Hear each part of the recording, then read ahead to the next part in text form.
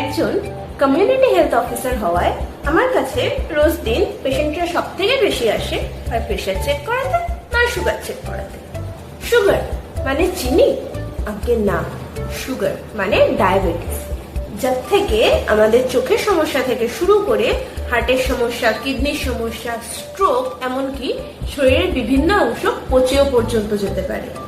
So hey everyone, it's me Shubhra, your nursing দিদি। আজকে আমরা সবার ঘরে ঘরে পরিচিত একটা রোগ সুগার বা ডায়াবেটিস নিয়ে একটু আলোচনা। ডায়াবেটিস একটি মারণ রোগ যা প্রধানত আসে হয় আমাদের বংশগতভাবে কিংবা আমাদের লাইফস্টাইল থেকে। লাইফস্টাইলের মধ্যে মেন হচ্ছে আমাদের খাবারের অভ্যাস। আমরা সারাদিনে যে খাবার খাই তা কার্বোহাইড্রেট বা প্রোটিন বা ফ্যাট খেয়ে থাকি।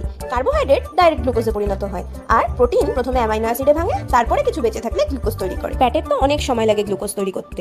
এবারে এই খাবার থেকে যে গ্লুকোজগুলো তৈরি হলো সেই গ্লুকোজগুলো যেতে হবে সেলে, কিন্তু সেলের মধ্যে গ্লুকোজ ঢোকার জন্য আমাদের একটা হরমোনের দরকার হয়। সেই হরমোনটা হচ্ছে ইনসুলিন, যা প্যানক্রিয়াস থেকে বের হয়। ইনসুলিন রক্তের সাথে সেলের কাছে যায় এবং সেলের যে রিসেপ্টর থাকে তার সাথে গিয়ে বাইন্ড হয়, এবং এই সেলের রিসেপ্টর বাইন্ড হওয়ার ফলে গ্লুকোজ সেলের ভেতর এন্টার করতে পারে আর শক্তি দেয়, যাতে আমরা ডায়াবেটিসের সময় এই ইনসুলিন সেলে বাইন্ড করতে পারে না, যার জন্য গ্লুকোজ সেলে এন্টার করে না আর রক্তে গ্লুকোজের পরিমাণ বেড়ে যায়। ব্যাস। তো কংগ্রাচুলেশনস, ইউ হ্যাভ ডায়াবেটিস। যার সিমটম হিসেবে ঘন ঘন মূত্রত্যাগ, অত্যাধিক তেষ্টা, দুর্বল ভাব কিংবা চোখে ঝাপসা দেখা এগুলো হয়ে থাকে।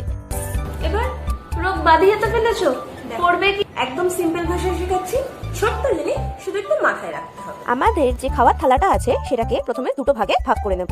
প্রথম ভাগে রাখবো শাকসবজি, মানে সিজনাল যেসব সমস্ত শাকসবজি পাওয়া যায় সেগুলো দিয়ে একটা তরকারি রাখবো, আর দ্বিতীয় ভাগকে আবার দুভাগে ভাগ করব। একদিকে রাখবো প্রোটিন আর একদিকে কার্বোহাইড্রেট। প্রোটিনের মধ্যে যারা আমিষ খাও মাছ মাংস রাখতে পারো, আর যারা নিরামিষ খাও তারা পনির বা সয়াবিন খেতে পারো। আর যে আরেকটা বাকি ভাগ রইলো সেখানে রাখবো অল্প পরিমাণের ভাত বা রুটি, যা আমাদের কার্বোহাইড্রেট দেবে। কার্বোহাইড্রেটের পরিমাণটা কমাতে হবে, প্রোটিন আর ফ্যাটের পরিমাণটা বাড়াতে হবে।